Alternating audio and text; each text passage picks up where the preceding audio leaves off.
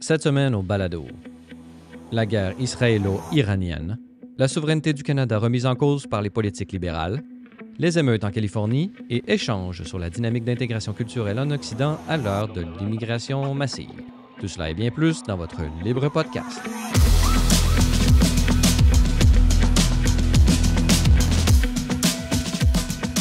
Bonjour à tous et à toutes et bienvenue au Libre Podcast, votre balado hebdomadaire entièrement consacré à l'analyse de l'actualité de la semaine Libre Média. Je suis votre animateur Francis Denis en compagnie du rédacteur en chef de Libre Média, Jérôme Blanchet-Gravel. Jérôme, bonjour. Bonjour Francis. Et notez que l'ensemble des sujets discutés sont traités en format écrit ou vidéo que vous pouvez consulter sur le site web de Libre Média au libre-media.com. Alors, nous enregistrons ce vendredi le matin, presque durant la nuit. On commençait une guerre ouverte et assumée entre Israël et l'Iran. Des frappes aériennes ont tué plusieurs généraux, plusieurs membres de la garde nationale dite révolutionnaire en Iran.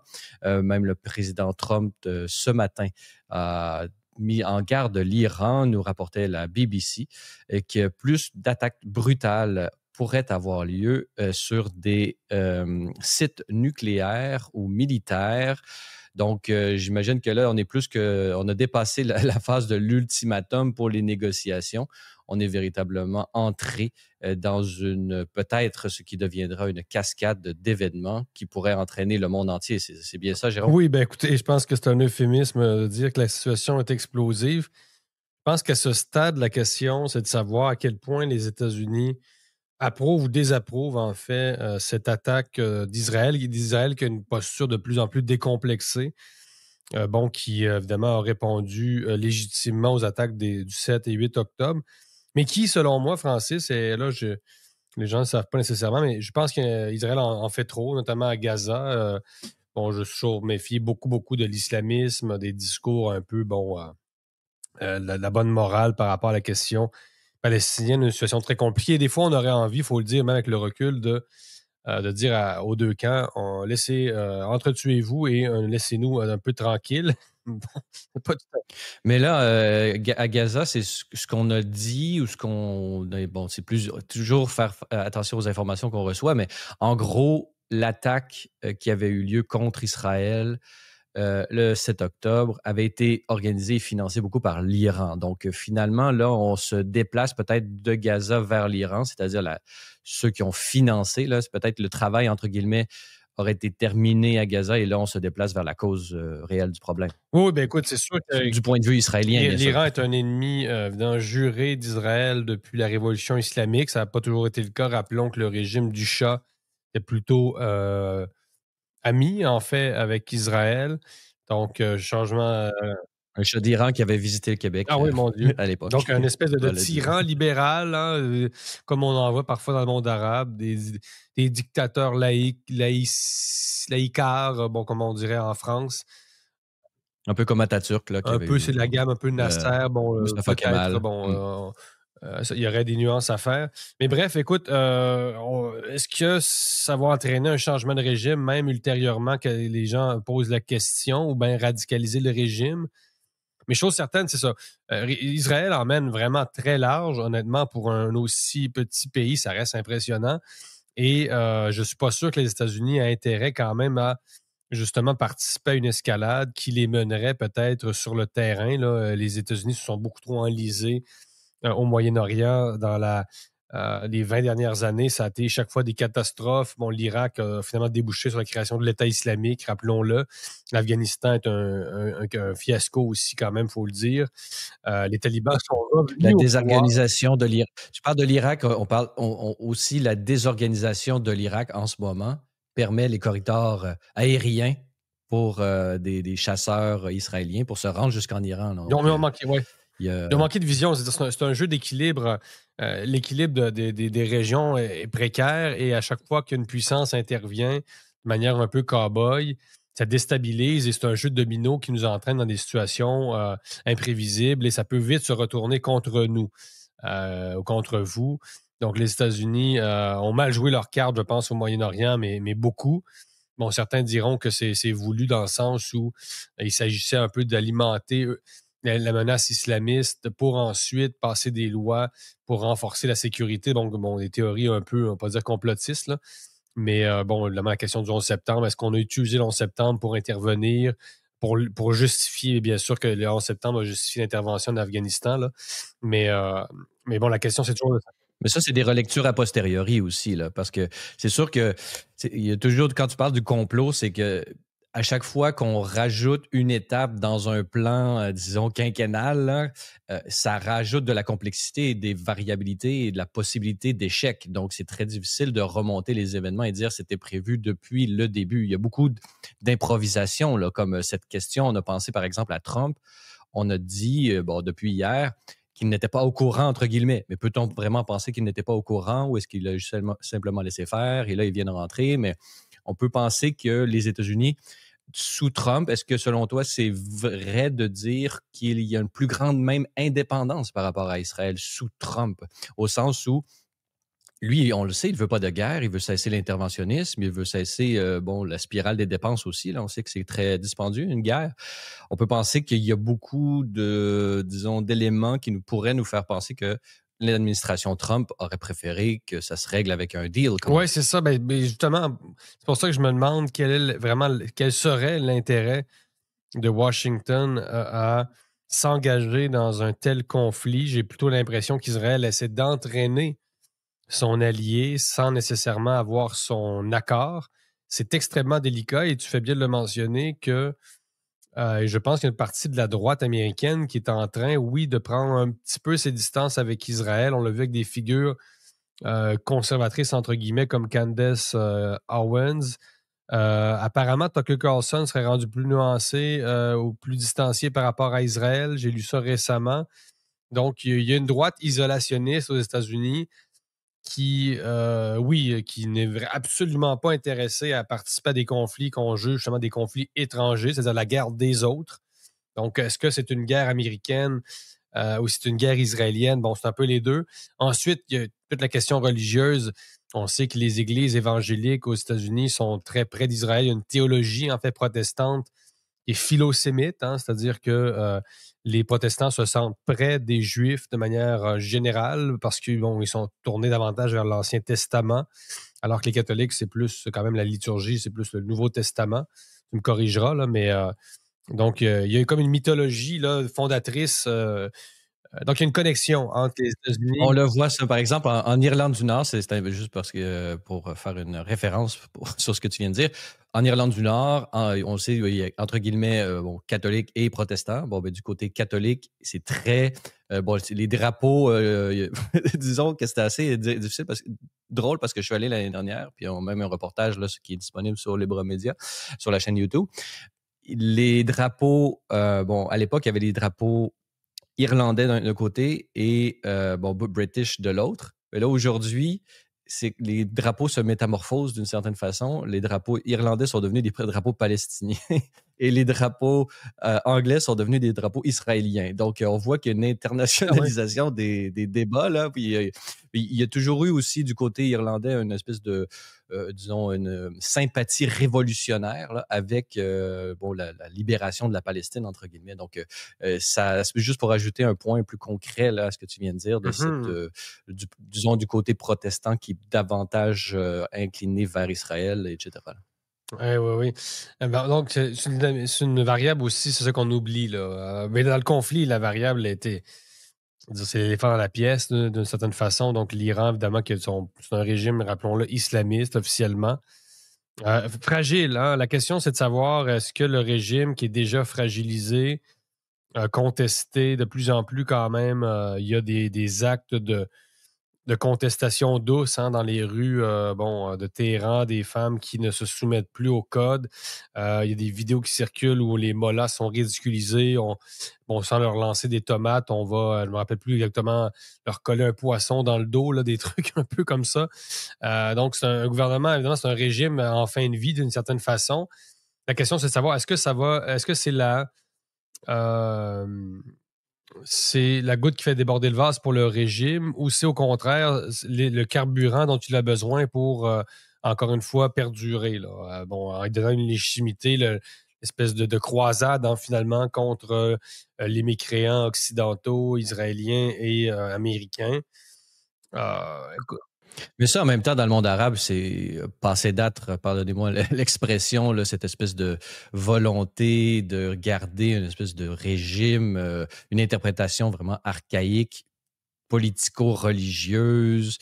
Je veux dire, même dans le monde arabe, ça fait pas l'unanimité. Là, on parle devant eux l'Arabie Saoudite, le monde sunnite semble beaucoup plus adapté au monde, disons, à un dialogue avec la modernité. Là. À tout le moins, la ouais, modernité, on pourrait dire technique et tout dépend à qui on ça. On parle. parlait de Là. Dubaï, les libertés religieuses beaucoup très, très développées entre guillemets, là, au sens où ils ont même signé des documents, le document pour, disons, la paix avec le pape François qui était allé à Abu Dhabi signer ça, bon, d'une espèce de... Il y a une capacité de dialogue, et on dirait qu'il y a comme un archaïsme dans des régimes à l'iranienne qu'on retrouve, on dirait qu'il y a ça aussi là, dans le monde islamique, là, ça bouge beaucoup. Là, et d'une certaine façon, Israël a comme, entre guillemets, l'appui de ces pétro-monarchies. Ben oui, il faut Disons, distinguer le comme on nouveau vient de dire. pôle Là. avec évidemment la péninsule arabique, hein, c'est ça? Euh, et un monde, bon, sunnite, tout représenté par le Maghreb. Bon, il y a quand même que tu parles d'archaïsme. Moi, j'ai envie de dire qu'il y en a quand même pas mal un peu partout dans le monde arabe. Là-dessus, un peu plus pessimiste. Mais je pense il y a une dichotomie entre Dubaï, etc., et par exemple l'Algérie, là, où carrément on est dans un discours ultra revanchard versus la France, l'Occident. On a emprisonné récemment, écoutez, Boualem Sansal, qu'on a nous-mêmes interviewé à Libre Média, le grand écrivain Boualem Sansal, l'Algérien, algéro-français. Je ne sais pas s'il a la nationalité française, je pense que non, mais bon, quelqu'un qui écrit en français, qui est emprisonné par le régime algérien. Donc, l'islamisme est encore là, fort. Mais effectivement, il y a ce nouveau monde en émergence, ce nouveau centre même de gravité du monde, aux Émirats, etc., Dubaï, bon, un monde que moi, je connais peu personnellement. Et ce monde sunnite, beaucoup moins moderne, beaucoup moins enclin, je pense, à faire des compromis. Hein, Non, mais l'Arabie Saoudite, puis justement, les Émirats, c'est très sunnite. Justement, c'est les chiites en oui, c'est ça, Iran là, rappelons-le qui quand sont même. très. Et c'est quand même cette division-là, mais au sein même du sunnisme, il y a le wahhabisme, par Mais les frères exemple, en Arabie musulmans, Saoudite, qui déjà, est très conservateur, les frères en musulmans, bon, Égypte, ouais. etc., etc. Donc, il y a au sein même de ces grands groupements-là, là, sunnites et chiites, il y a énormément de divisions et tout ça. Puis on se rend compte que le fondamentalisme, finalement, suit la pauvreté. Donc, plus il va y avoir une population pauvre, pas éduquée, qui ne sait pas lire et tout ça, et ça peut se trouver même dans les pays occidentaux, là, ces populations-là qui sont habituellement très, très fermées et qui trouvent leur espoir, leur espérance dans une espèce d'établissement d'un régime dans lequel ils auraient le haut du pavé. Donc ça, on voit qu'il y a un archaïsme là, politico-religieux à ce niveau-là. Et on se rend compte que dès que l'islam ou le monde islamique, comme les Émirats arabes unis et tout ça, atteignent un certain niveau, vous êtes un citoyen, un citoyen, si vous êtes un Émirati, vous allez être en plein dialogue là, avec la culture moderne, vous allez suivre le Grand Prix, vous allez Ouais, vouloir avoir votre Louvre et vous allez être dans le nec plus ultra de la technologie à mais tout le quand moins même, et vous allez avoir envoyé vos enfants à Londres étudier tout ça, tout ça. Donc, je dis pas qu'il n'y a pas, disons, des choses à perfectionner dans la théologie Dieu sait qu'il y en musulmane. a. Mais je vois un lien entre fondamentalisme et pauvreté. Là. Et ça, on peut le voir un peu partout. Ouais, mais pour te challenger, Francis, c'est quand même une perspective qui avait été démentie, c'est-à-dire qu'on s'est quand même aperçu, notamment en France, en tout cas, il y a des chercheurs français qui, eux, avaient démenti ce lien-là et ne liaient pas nécessairement le fondamentalisme islamiste à la pauvreté. Bien sûr, c'est un terreau fertile, la pauvreté, pour tout ce qui est, bon, les populismes, les extrémismes, les autoritarismes. Mais on s'aperçoit, par exemple, en France, que tu as des footballeurs très riches, en fait, des gens très riches qui vont pratiquer un islam radical. On l'a vu encore récemment, là, après un match, je pense, du PSG, c'est ça, où il y a un footballeur dont la femme vient sur le terrain après le match et non seulement voilé, mais porte un masque sanitaire. Et bon, c'est des gens. Mais ça, c'est au niveau personnel. Moi, je parle fondamentaliste, je voulais plus dire au sens de théologie politique dans le but d'instaurer un régime à la ISIS, là, par exemple. C'est plus à ce niveau-là. L'attitude personnelle par rapport Ça à en dit long, c'est la des religion, symptômes quand même. l'expression personnelle, c'est oui, oui. Mais je parle de l'Arabie Saoudite, il y a quand même d'autres footballeurs qui ont Il y a aucune des paradoxes. Le monde peur de faire leur signe de croix devant le monde musulman qui serait absolument impensable et tout ça. On peut penser à Ronaldo. Donc, moi, c'est cette question-là. Je dis pas qu'il n'y a pas de différence, je dis pas qu'il n'y a pas de fermeture. Puis je dis pas, il y a d'autres pays, pétrodollars, le Qatar, par exemple, qui financent On peut pas justement dire que c'est ça des pays progressistes. une vision des mosquées fondamentalisme un peu partout dans le monde. Donc, il y a des nuances à faire un peu partout. Mais en tout cas, tout ça pour dire, pour revenir à l'Iran, que le monde musulman chiite, dans ce cas-là, a quand même un régime, disons, révolutionnaire, mais qui a une volonté d'application d'une version stricte de l'islam dans la réalité politique. Et peut-être que c'est ça leur pire ennemi, au sens où ils sont complètement idéologisés. Ils sont persuadés que Dieu est de leur côté contre l'ennemi sioniste juif. Et donc, ce qui leur empêche d'entrer dans un dialogue plus pragmatique qui pourrait permettre à leur pays, ce beau pays qui est l'Iran, de se développer et de sortir de cette spirale, disons, régressive. Enfin, je pense que l'Iran, c'est le contraire du monde arabe dans le sens où c'est peut-être le pays musulman où la population est le moins islamisée en termes de mentalité. C'est-à-dire qu'on sait qu'il y a une société civile souterraine en Iran là, qui peut réémerger. Les femmes étaient libérées, entre guillemets, dans les années avant la révolution islamique.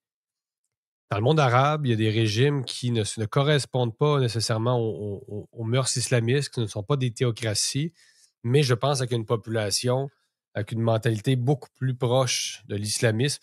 Et qu'il faut quand même le dire. Là, bon, moi, je suis plus critique. Dans le monde arabe, un des livres les plus vendus, c'est Mein Kampf. Là. Donc, la traduction arabe de Mein Kampf, c'est un best-seller international.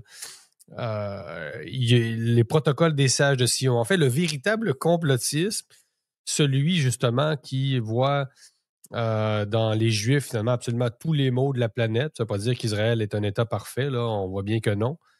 Mais tout cet enchevêtrement-là, avec la figure justement de Sion, le protocole des sages de Sion est un livre, un faux, publié en Russie au 19e siècle, là, une espèce de délire anti-juif qui avait été produit par le régime. C'est un faux pamphlet et qui a été repris, qui est carrément genre l'ancêtre en fait là, intellectuel du véritable complotisme. Et moi, je l'ai dit quelques fois, on reconnaît le véritable complotisme à sa dimension antisémite. Si vous voulez savoir si quelqu'un est vraiment complotiste, demandez-lui ce qu'il pense des Juifs et vous allez peut-être avoir votre réponse.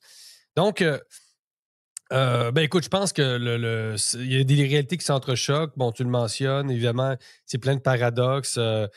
Des gars avec des turbans au Grand Prix de Monaco, des Émiratis qui ont des appartements à Paris. Bon, tout ça, il y a une espèce de melting pot par la force des choses et ces gens-là finissent par être en contact avec une autre réalité et doivent composer avec elle. Mais il y a des forces encore quand même, je dirais, passéistes, autoritaires. Mohamed Ben Salman, le prince d'Arabie Saoudite, n'est pas un enfant de cœur, il a l'air bien sympathique. C'est un nounours d'une certaine façon. Mais écoute, j'ai lu récemment le dernier essai d'Ampoli, là, comment il s'appelle, l'essayiste italien, son prénom m'échappe. C'est son nouveau livre, L'heure des prédateurs, dans lequel, c'est pas son meilleur en passant, par exemple, Giuliano, tu me pardonneras mon accent italien, là, Giuliano di Ampoli, qui raconte dans son livre L'heure des prédateurs, très commenté sur le web, que Mohamed Ben Salman, avant de prendre le pouvoir, en quelque sorte séquestré finalement, tous les oligarques. Il a réuni les oligarques dans un grand hôtel au Ritz, le Ritz, je pense, de Riyad, et les a enfermés dans leur prison dorée et leur a fait une espèce sortir l'ensemble des peut-être squelettes dans le placard qu'ils avaient pour leur montrer que le nouveau roi qui était là maintenant, savait tout sur eux et qu'il était, entre guillemets, tenez-vous tranquille. Là. Donc, on voit que c'est pas des démocraties. Non, c'est ça. C'est Donc, sûr. et plus que ça, apparemment, il y aurait eu une sorte de raquette, c'est-à-dire qu'il aurait soutiré des millions. Il serait sorti de cette opération de séquestration 5 étoiles, si on peut appeler ça comme ça. Richissime. Il aurait carrément fait des transferts, c'est-à-dire là, si tu veux, toi, oligarque, membre de la famille, si tu veux participer au nouveau régime, tu dois me céder 25 millions de dollars américains ou je sais pas la devise en vigueur là-bas. Et apparemment, il aurait soutiré cette semaine-là genre 1 milliard de dollars. C'est fou raide, là, ces histoires vraiment, là.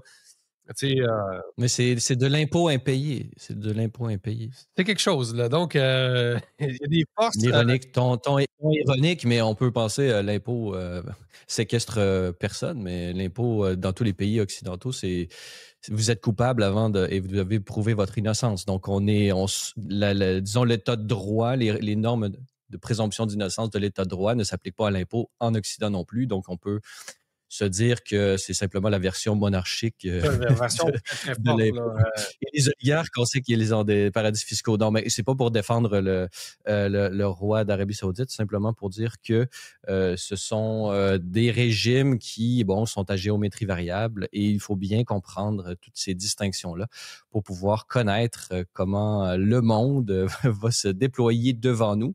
Complexité du monde véritablement essentielle à la compréhension et ne pas tomber dans ces complotismes de tout genre. Jérôme, je rappelle à nos auditeurs qu'il y a une belle entrevue que tu avais réalisée avec le journaliste et reporter Emmanuel Razavi sur le régime iranien et les réseaux de l'ombre qui influencent même nos pays. On peut le retrouver sur la chaîne YouTube de Libre Média ou en consultant directement sur le site web de Libre Média au libre-media.com. Bon, pour continuer sur des conflits, disons, où les Américains sont impliqués, mais là, on parle plutôt de conflits à l'interne. Un article que tu as publié, Reconquista, la mémoire mexicaine refait surface en Californie. Alors, selon toi, les émeutes ravivent une mémoire mexicaine enfouie, celle des territoires perdus en 1848. Oui, ben écoute, on s'est penché forcément sur les émeutes en Californie cette semaine. C'est au centre de l'actualité. Peut-être que ça va perdre un peu justement de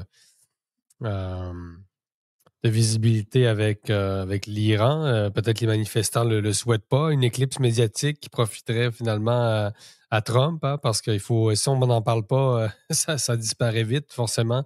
Ça passe sous les radars. Écoute, sujet qui me tient à cœur parce que je m'intéresse au monde latino-américain, au Mexique en particulier, et on a vu apparaître, les gens l'ont vu, des drapeaux mexicains parmi les manifestants. Des fois, on s'est demandé ce que c'est, on appelle un phénomène de faux drapeau, c'est-à-dire une espèce d'agent provocateur qui porte un symbole au milieu de la foule pour envoyer un message politique à l'avantage de l'un ou de l'autre des camps. Un peu comme on avait vu durant les camionneurs, un drapeau nazi émerger. Des fois, ça ne correspond pas du tout, en fait, aux volontés même des manifestants. Et c'est facile, on sait, pour ceux qui ont assisté à des manifestations dans leur vie. Bon, il y a beaucoup, beaucoup de gens et il y a quand même peu de drapeaux par rapport aux gens. Mais le drapeau, c'est toujours ça qui ressort le plus. Hein. Donc, tu sais, le drapeau, on le manque jamais. Donc, si vous voulez décrédibiliser une émeute, mettez un drapeau nazi au plein milieu, c'est la meilleure arme. En fait, c'est bon pour tous les camps. Aller dans une manifestation de pour la Palestine, faites brandir un drapeau nazi à quelqu'un. Si vous voulez créer une mauvaise image à un camp, c'est très facile. Donc, on se pose la question, est-ce que c'est une volonté véritable? Est-ce que ça traduit quelque chose pour vrai? Mais le nombre quand même de personnes qui en ont brandi semble quand même suffisant. J'ai vu quand même plusieurs photos de plusieurs personnes. Et sur les réseaux sociaux, là, c'est plus symptomatique.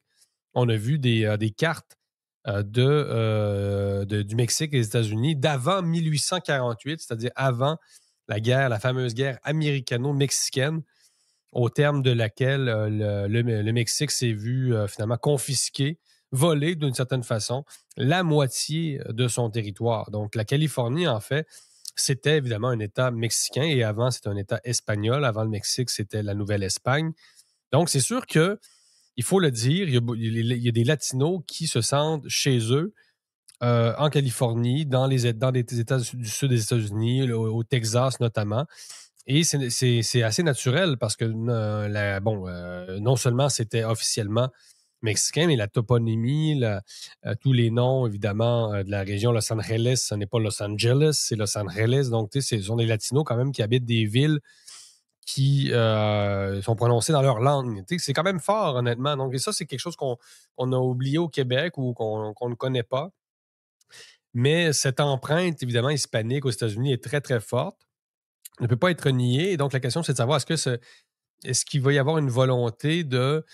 C'est ça, ce qu'on appelle la reconquista chez certains intellectuels hispaniques, latino-américains, c'est cette reconquête douce, en fait, de ces territoires perdus.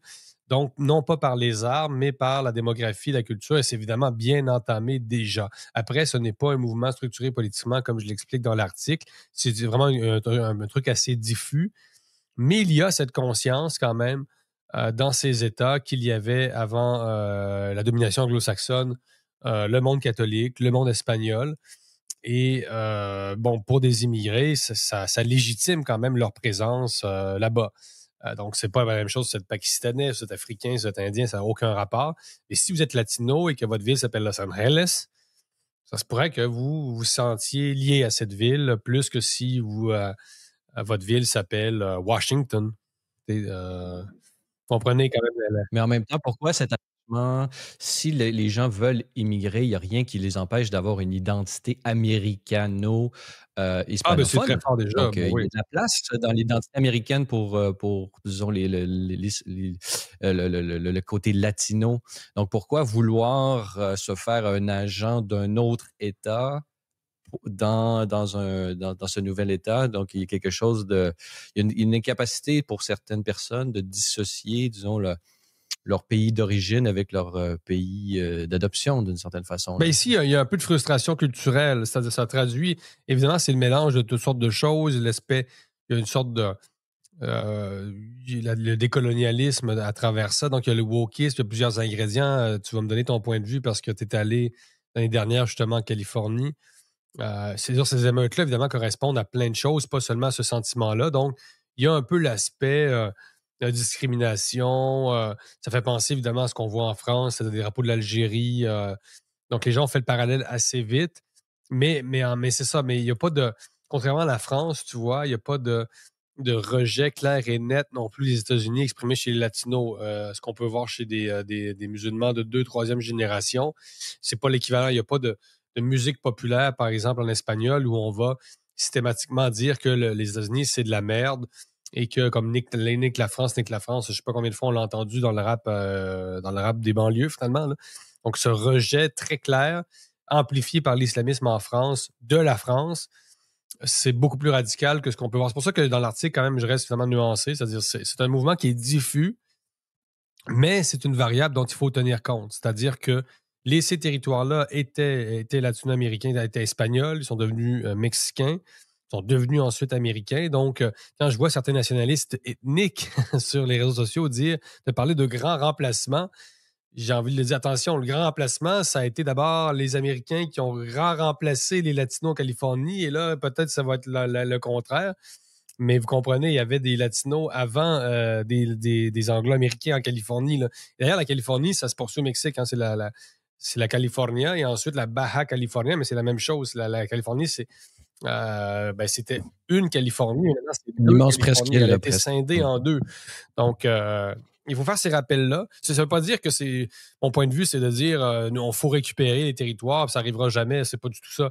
Ce que je dis, c'est juste il faut tenir compte de cette réalité historique, sinon il y a carrément un morceau du casse-tête qui nous échappe. Là. En même temps, c'est ça. Il faut se demander, qu'est-ce que c'est qu'un territoire? Qu'est-ce que c'est qu'un pays? Est-ce que l'État-nation... Bon, c'est sûr qu'aux États-Unis, j'ai l'impression, pour la distinguer de la France, qu'il y a beaucoup plus d'espace à l'intégration des différences culturelles dans le melting pot américain que ce ne peut l'être la France jambon beurre. Là. Donc, pour le dire aussi La France a une vision beaucoup plus solide, beaucoup plus statique de sa culture, de sa vision, et beaucoup plus codifiée, je dirais, beaucoup moins souple, donc.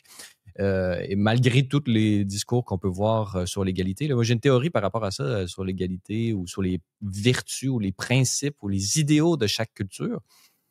Souvent, ce qu'on assiste, c'est que lorsqu'il y a un détachement trop grand entre un idéal culturel et, disons, la réalité, on assiste à une inflation du langage, une inflation, bon, et l'État souvent se sert de ça pour grandir finalement et continuer son hégémonie sur la société civile. Je donne un exemple, l'idéal d'égalité.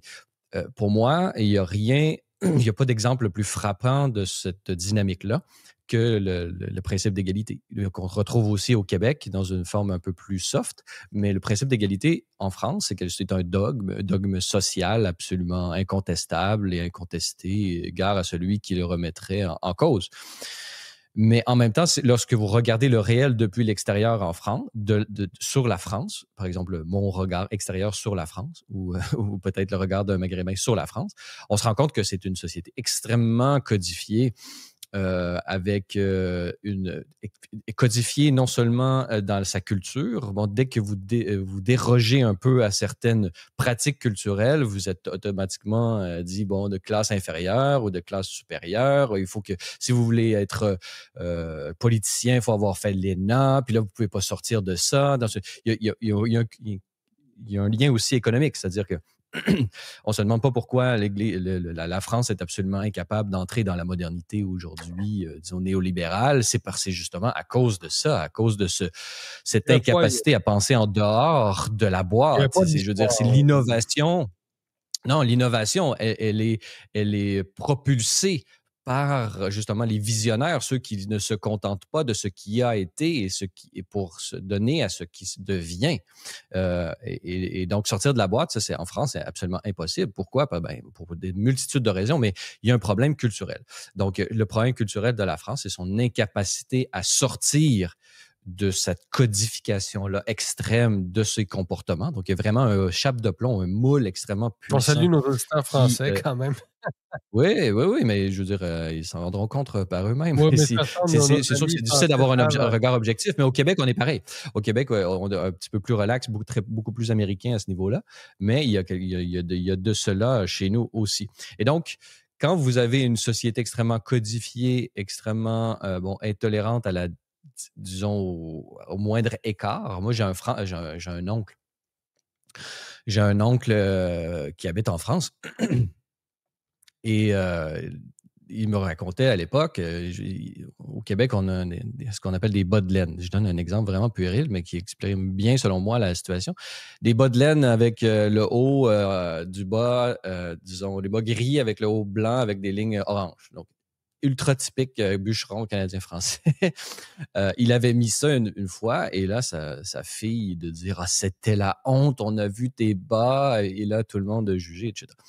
Donc, si vous n'êtes pas comme culture capable de tolérer un écart vestimentaire aussi simple que ça, vous êtes dans une société, disons, qui pourrait être victime d'une sclérose totale. Et donc, d'où les déficits à répétition, parce que c'est impossible de survivre aujourd'hui dans notre monde avec autant de barrières imaginaires qu'on regarde. Je veux dire, vous ne vivez pas dans le réel si c'est important pour vous. Bon. Si vous n'arrivez pas à assimiler l'innovation à tout point de vue et les échecs qui viennent avec ça. Donc, lorsque vous arrivez avec une société aussi codifiée, une des plus codifiées au monde, je dirais, même avec le Japon peut-être, et là, vous avez des idéaux d'égalité, c'est sûr qu'il y a il y a un clash, le réel. Il y a un clash mental et psychique, là. C'est-à-dire que votre culture est aux antipodes. Vous n'êtes pas plus aux antipodes de données de votre culture que ne l'est l'idéal dont l'image sur lequel vous projetez votre propre image. Donc, c'est clair que ça crée on pourrait dire un problème, disons, psychique là, comme culture. Donc, pour moi, il y a de cela en France. l'impossibilité d'intégrer disons, les populations maghrébines vient, oui, d'un refus, mais moi, je pense que le refus est venu en deuxième. Ouais, et il est désormais assumé et volontaire. Et là, on est rendu au moment où est-ce que là, de deux populations qui se font face à face. Il faut regarder le réel, c'est ça la vérité. Mais si on fait la chronologie des événements, bon, peut-être il y a 20-25 ans, et c'était le temps de sortir de cet embrigadement mental, d'une volonté, on pourrait dire, prémoderne même, de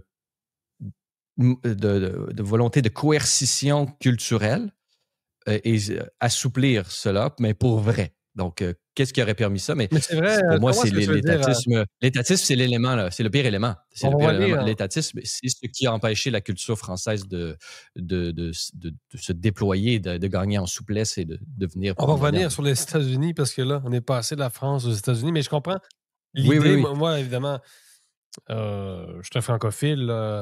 J'ai quand même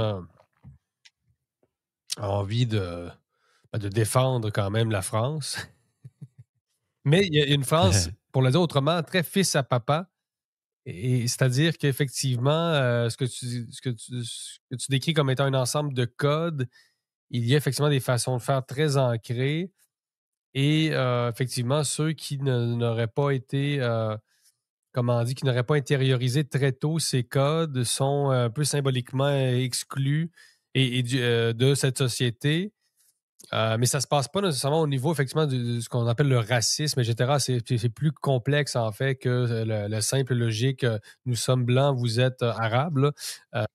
Oui, puis c'est pas écrit nulle part, hein. Non, C'est non, pas non, écrit non. sur la porte. C'est-à-dire que si vous rentrez à un endroit et là, bon, on regarde votre CV, bon, vous avez fait telle école, telle école, telle école. Dans le cerveau du français, c'est comme, OK, là, c'est comme, ça rentre dans mes catégories et là, il comprend la personne.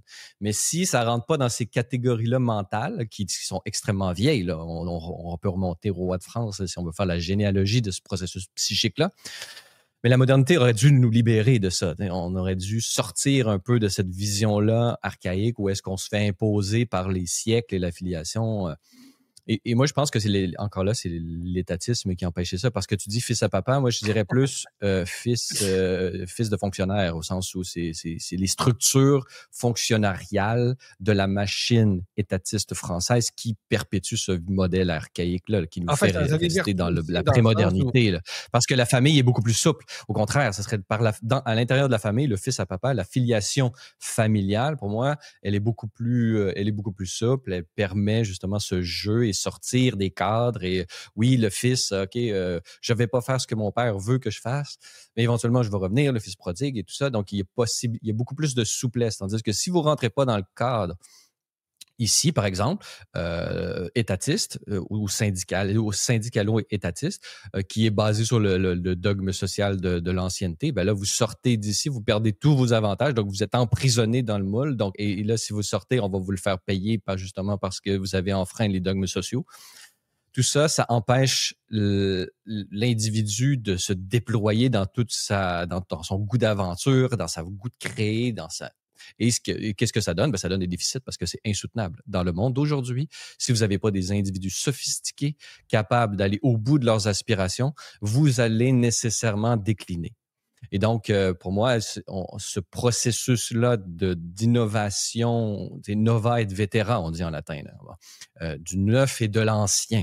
Il faut garder une société vivante et capable de jongler et d'assimiler et de vivre de ce deux pôles, de l'ancien, de Mais ça l'héritage prend, et du nouveau. à la défense de la France, Mm. ça prend des défenses, c'est-à-dire que ça a des vertus quand même d'avoir une épaisseur historique, d'avoir des codes, parce que quand vient justement une menace, en fait, en quelque sorte, extérieure, là, le peuple est capable de se tenir, alors qu'au Québec, en fait, c'est ce qui nous manque d'une certaine façon, cette épaisseur. Ah oui, mais l'important de Ça la prend les deux, tradition. là.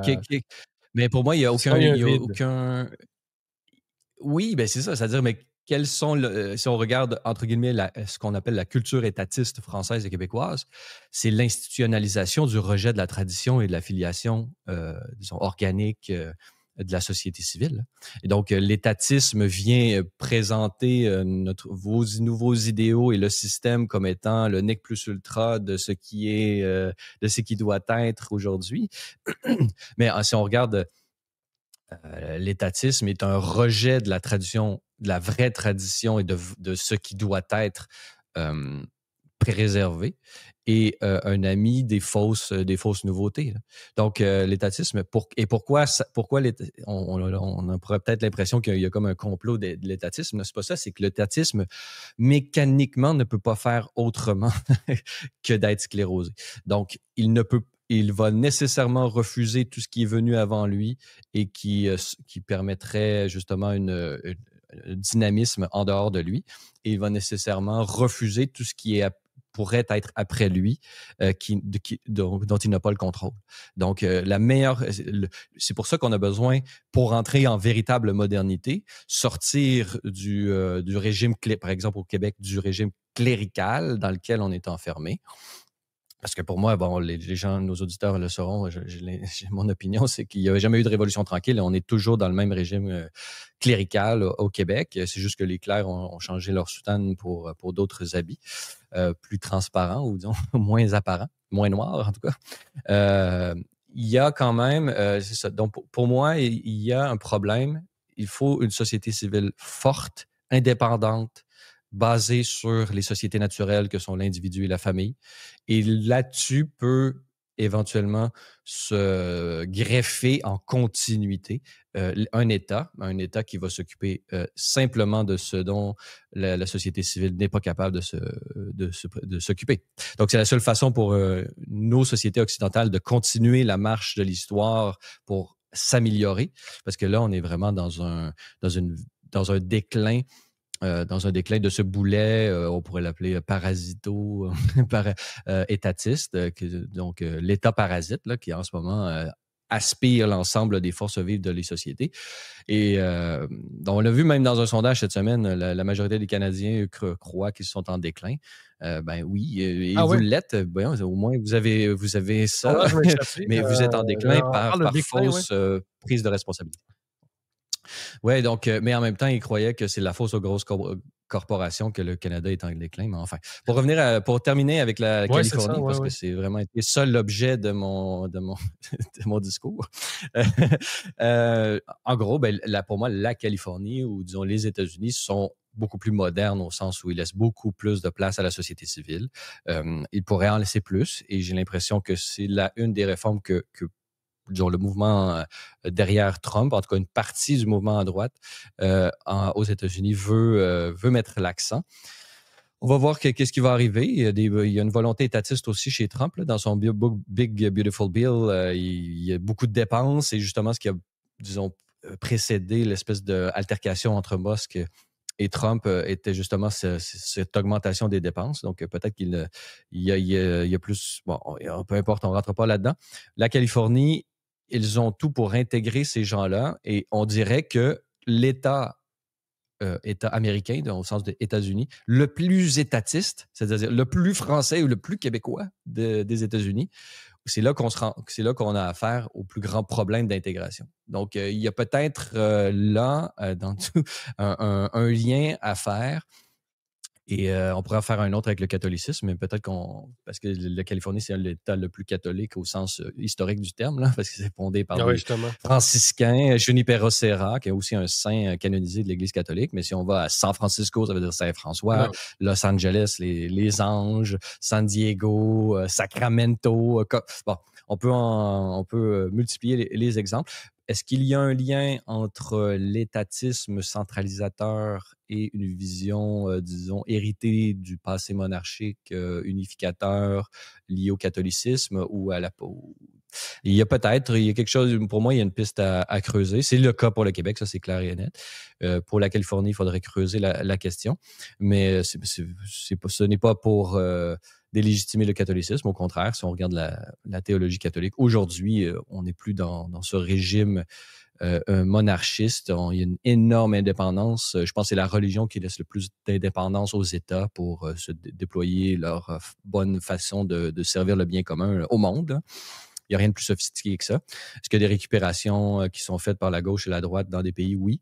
C'est quelque chose dont doit se prévenir l'Église. Et c'est ce qu'elle fait en étant indépendante, en ayant un État à elle, là, ce qu'on appelle le Vatican, qui est censé lui permettre de se prévenir contre les interactions, les volontés d'intrusion que pourraient avoir les différents États. Mais voilà, la Californie, c'est une piste à suivre, mais moi, je pense que tu as raison. Peut-être que le transfert de l'attention des émeutes en Californie, qui était peut-être bénéficiaire de ce qu'on appelle un mouvement de slow news. Il n'y a pas beaucoup de nouvelles, donc on s'attarde là-dessus, le monde entier des émeutes dans une localité. Et pour se transférer maintenant sur l'Iran et le positionnement d'ensemble des États par rapport à ce conflit, etc. Peut-être, c'est une piste à suivre. Si on veut te lire sur la question, Jérôme, ou voir un peu, on peut lire ton article Reconquista, la mémoire mexicaine refait surface en Californie, disponible sur le site web de Libremédia ou libre-media.com. Mais on peut également voir les reportages que j'ai réalisés l'automne dernier sur la Californie, où je m'étais attardé pour grave problème de drogue et, disons, encore là, de l'étatisme dont les effets pervers se manifestent de différentes manières, notamment à San Francisco et à Los Angeles. Et même, là, on s'était rendu jusqu'à la frontière, ou même ce qu'on pourrait appeler le trou de la frontière, en plein milieu du désert. Vous pouvez voir ces reportages sur la chaîne YouTube de Libre Média.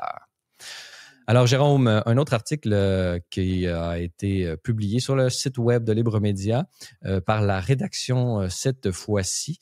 Alors, Carney céderait le sous-sol canadien à Trump selon The Economist, donc le célèbre journal ou revue anglaise.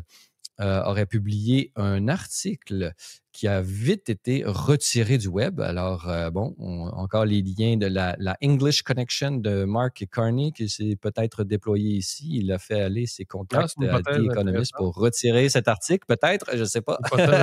Mais ou son frère à Buckingham Palace, qui sait. Alors, dans cet article, on révélait qu'Ottawa offrirait à Washington un accès prioritaire aux minéraux critiques du Canada. Écoute, c'est gros, c'est assez gros.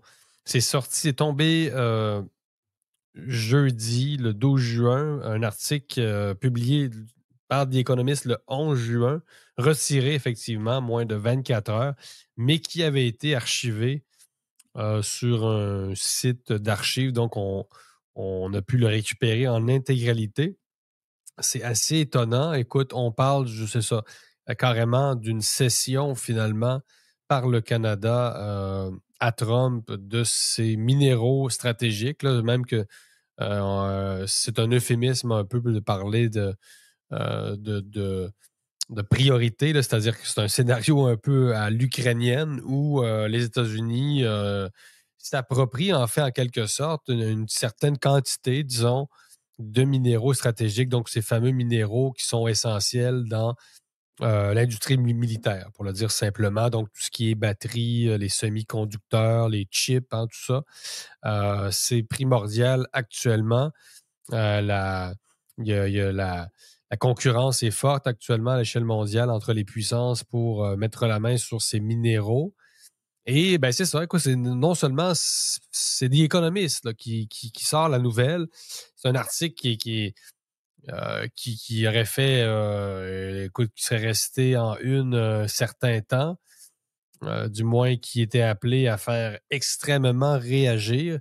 Donc, comment The Economist, quand même, qui a pu retirer un article qui savait, par sa nature même, explosif, c'est-à-dire des économistes savaient que sortir ça, c'était une bombe. Donc, prendre la décision de retirer une bombe après l'avoir lâchée est quand même, c'est encore plus louche, en fait. Vous êtes peut-être mieux de laisser la bombe que de la retirer parce que c'est encore plus louche, en gros, là.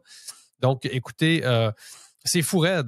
Parce que quand Mark Carney s'en va à la Maison-Blanche le 6 mai, il a déjà, en fait, il a déjà défini avec Washington ce pacte finalement géostratégique avec les États-Unis. Donc, pendant que Mark Carney, traite les Américains d'ennemis, finalement, de la nation canadienne, dit dans la conférence de presse avec Trump, le Canada n'est pas à vendre.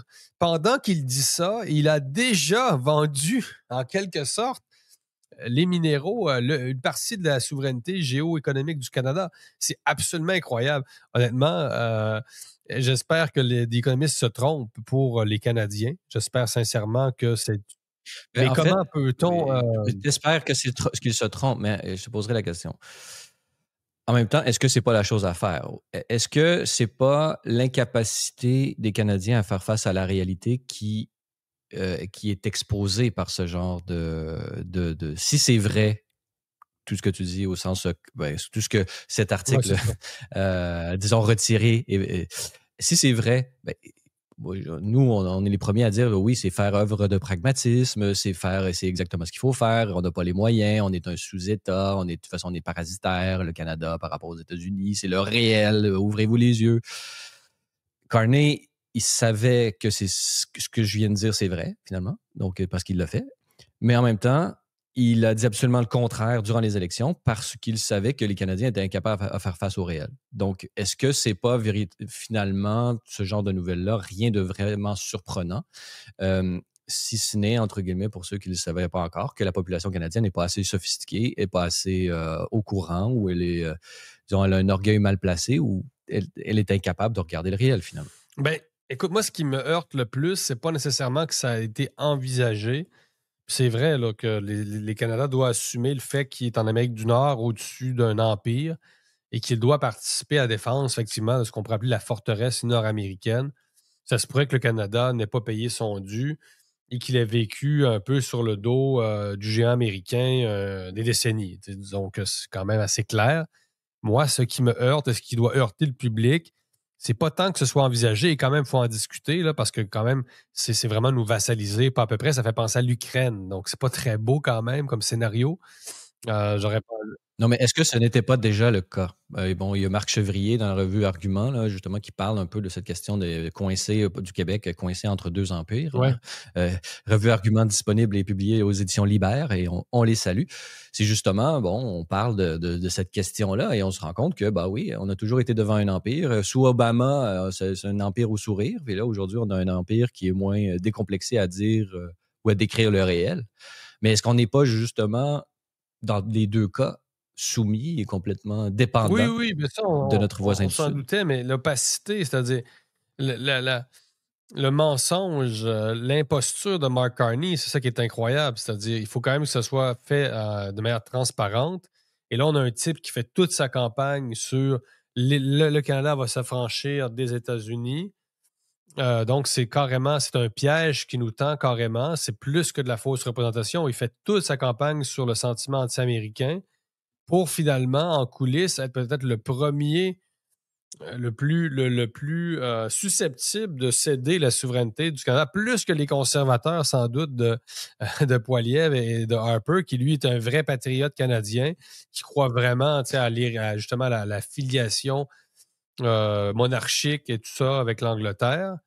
Donc, Donc, finalement, ce qui est drôle, c'est que finalement, Trump, lorsqu'il disait je préfère Carney puis j'aime pas l'autre, j'aime pas Poliev, il disait la oui, oui, vérité. c'est ça. On se rend compte à quel point on est manipulé finalement. C'est un jeu. Les élites se foutent complètement de la population. Les médias y participent. Donc, on fait une campagne, on achète des fraises du Québec, les gens embarqués là-dedans. Non, mais je ne sais pas si vous imaginez, les gens ont arrêté d'acheter du jus d'orange en pensant qu'on menait une guerre contre les États-Unis. Carney. Justement, on voit, tu viens de donner l'exemple, on voit que c'est pas assez sophistiqué. C'est-à-dire, si c'est vraiment quelqu'un qui met le jus d'orange ou les fraises dans un calcul, dans une campagne, disons, électorale, ben, on voit tout de suite que la population n'est pas assez sophistiquée pour être en mesure de considérer les véritables enjeux et donc prendre une décision éclairée. Donc, mais si on regarde, oui, d'un côté, disons, médiatico-politique, où est-ce que, bon, on s'attend à ce que les politiciens disent la vérité au peuple et que le peuple puisse prendre des décisions éclairées et tout ça, d'une part. Ça, c'est une part de la question.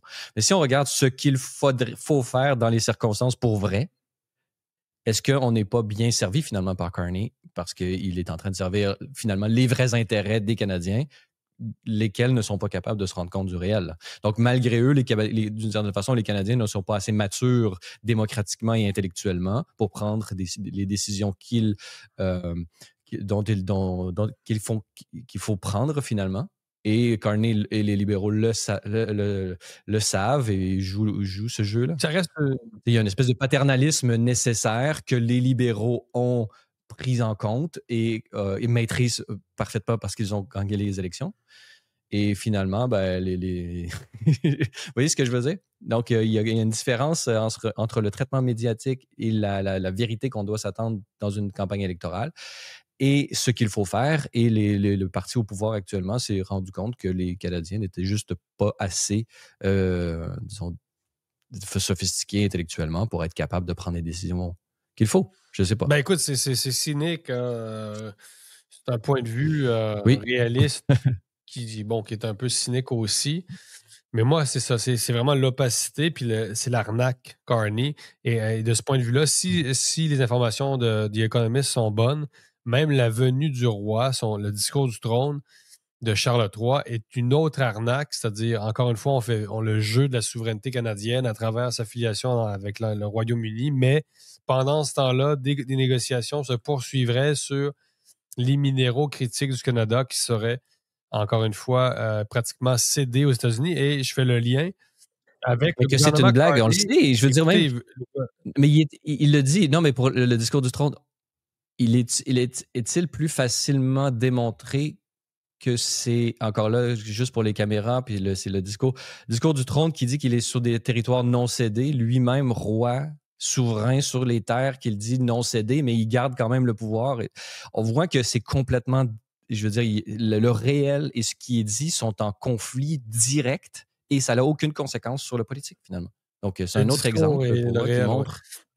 Puis écoutez, je fais le lien avec le bâillon que veut imposer le gouvernement Carney. Donc, les conservateurs, en fait, les libéraux, non. Les conservateurs qui vont appuyer le bâillon, oui, des libéraux pour faire adopter le projet de loi sur l'accélération des grands projets d'intérêt national. Mettez en relation les deux trucs. D'un côté, The Economist nous dit que Carney est en train de céder les ressources névralgiques du Canada et les libéraux veulent passer un projet de loi Bayon qui faciliterait, en tout cas, qui faciliterait ce processus-là. Donc, et personne ne voit aller ça. Là. Donc, je vais travailler probablement là-dessus dans les prochains jours. Mais comprenez bien, là, le Bayon, le fameux projet de loi C5 qu'on veut passer rapidement sur les projets dits d'intérêt national, faciliterait très certainement la cession des minéraux stratégiques du Canada aux États-Unis. Et les médias mainstream n'en font pas du tout état. Donc, on va quand même voir si l'économiste dit vrai. Mais encore, si on revient au jeu des médias, moi, je veux bien qu'il y ait un réalisme auquel on doit adhérer, mais reste qu'on s'aperçoit que les grands médias et que le politique continue de manipuler de manière complètement décomplexée la population et ça atteint des niveaux. Pour des pays qui se veulent démocratiques, honnêtement, c'est une farce. Il faut arrêter avec la vertu, justement, les territoires non cédés. C'est comme c'est comme tu dis, c'est comment décalé avec ce qui se passe en coulisses. Et il peut bien Mais en même temps, c'est ce qu'il faut. Honnêtement. Écoutez, là, mais en même temps, c'est ce qu'il faut. Les ressources naturelles canadiennes ont été sous-exploitées d'une manière effrontée, sans aucun et sur le dos du déficit et sur le dos des générations futures. Donc, il y a un problème. Mais le problème, c'est que la population n'est pas capable de faire 1 + 1 = 2. Donc, on est obligé, entre guillemets, là, je me mets à la place des libéraux, ils sont, entre guillemets, obligés de mentir à la population, de faire la bella figura pour pouvoir, disons, sauver le peuple malgré lui, là, entre guillemets. Mais c'est pas ça qu'ils voulaient non plus. C'est ce qu'ils sont en train de faire. Mais ça, c'est pas le. Mais je suis d'accord avec toi que ce que je viens même de chez les dire, libéraux, pour moi, c'est pas le réel, mais en même temps, c'est plus la démocratie. Non, mais je veux dire, c'est qu'on sort du cadre démocratique. Oui, carrément. Mais quelle est la cause de cette sortie du cadre démocratique où est-ce que les politiciens disent la vérité et les gens font leur choix devant le réel? Ben, ce qui est présupposé, ce qui est implicite dans ce système démocratique-là, c'est 1, la vérité, 2, l'indépendance et 3, avoir une population sophistiquée au niveau intellectuel, moral aussi. Là. Fait que là, je veux dire, la moralité dégoulinante environnementaliste est en train de tuer les Canadiens et ils s'en rendent pas compte. Donc, est-ce qu'on peut, on les a endoctrinés dans ce néo-religion-là?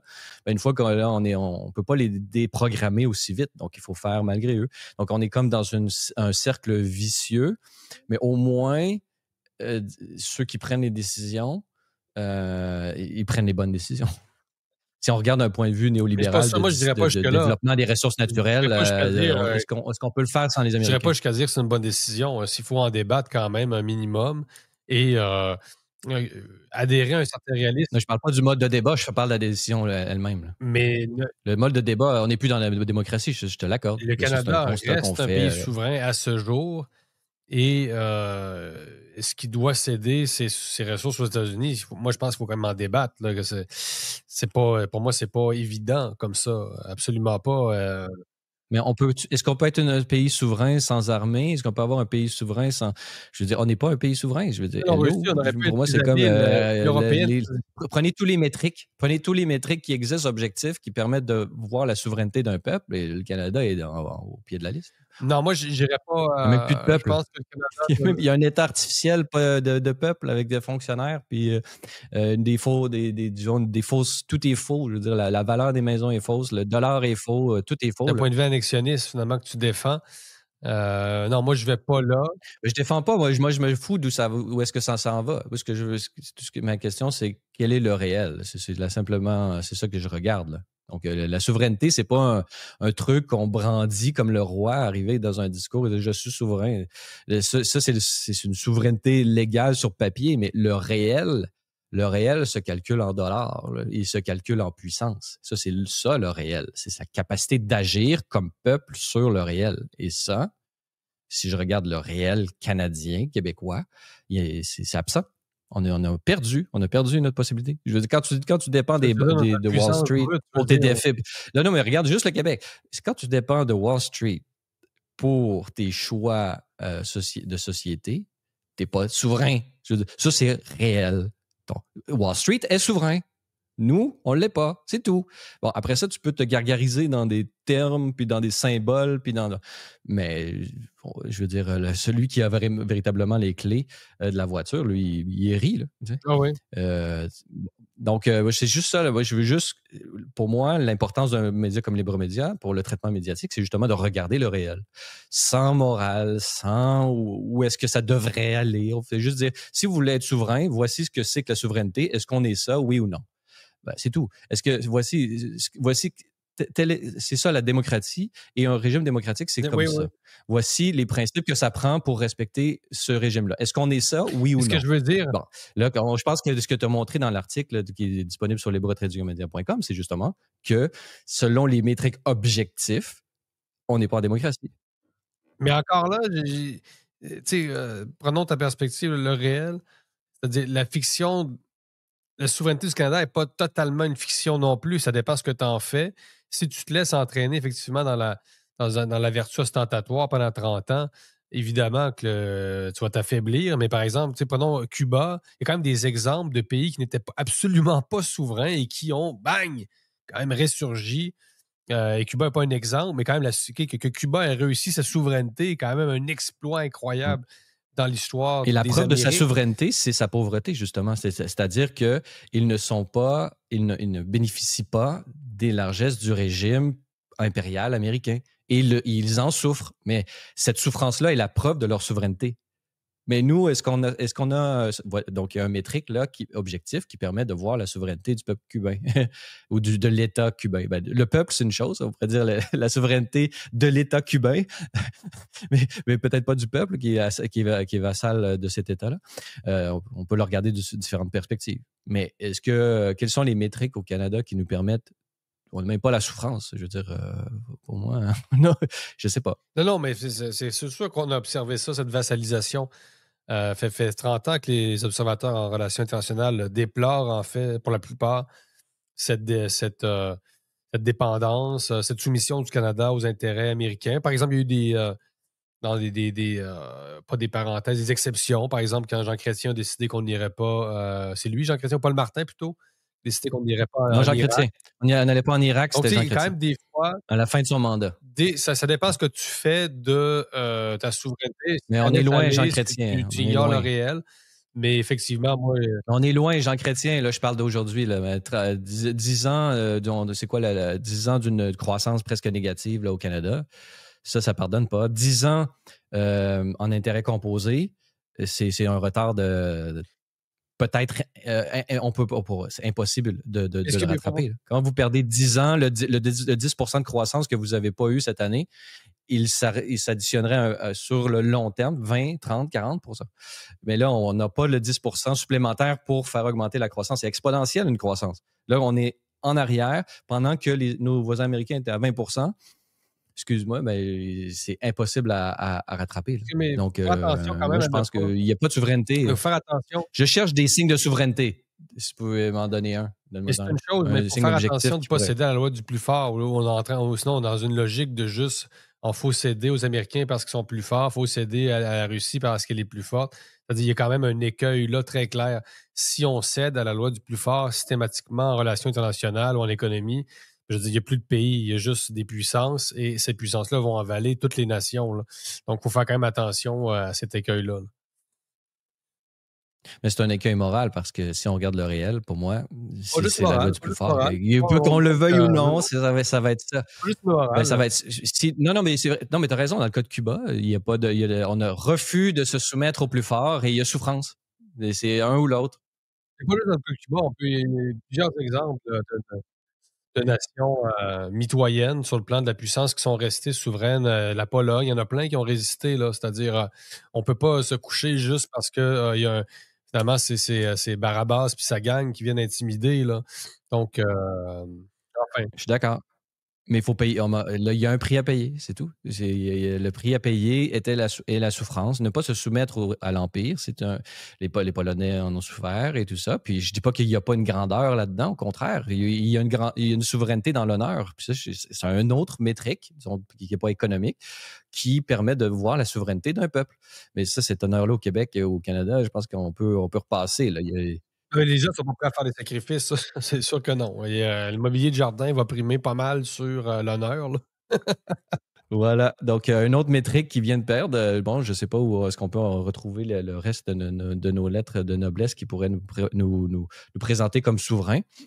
Ça, on peut laisser nos auditeurs en chercher. Envoyez-les nous.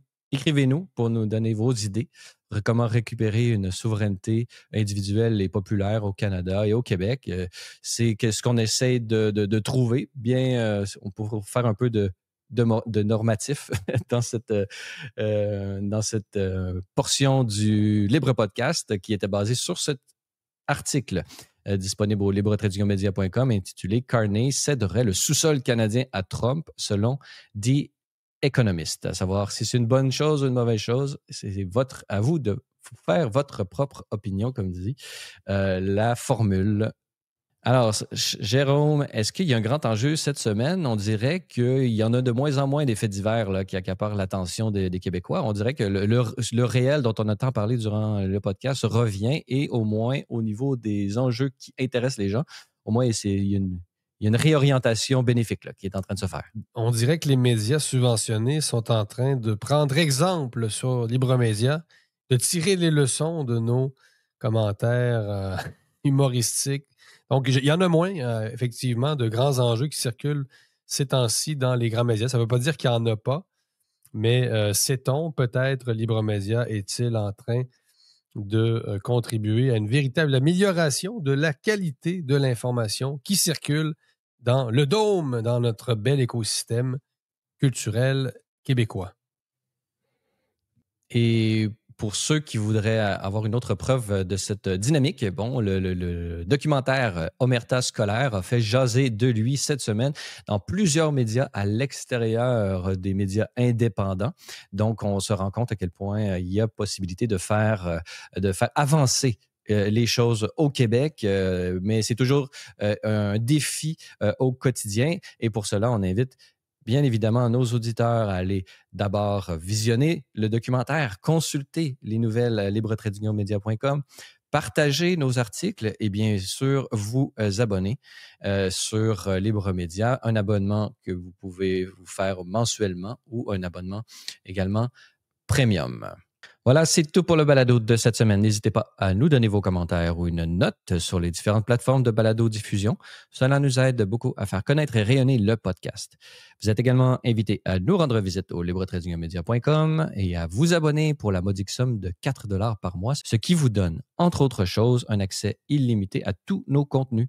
Vous pouvez également nous suivre sur X, TikTok, ou si vous êtes à l'extérieur du Canada, ce pays libre et démocratique et souverain, vous pouvez nous rejoindre par l'ensemble des plateformes du groupe Meta. Jérôme, bon week-end à toi. Bon week-end à tous nos auditeurs.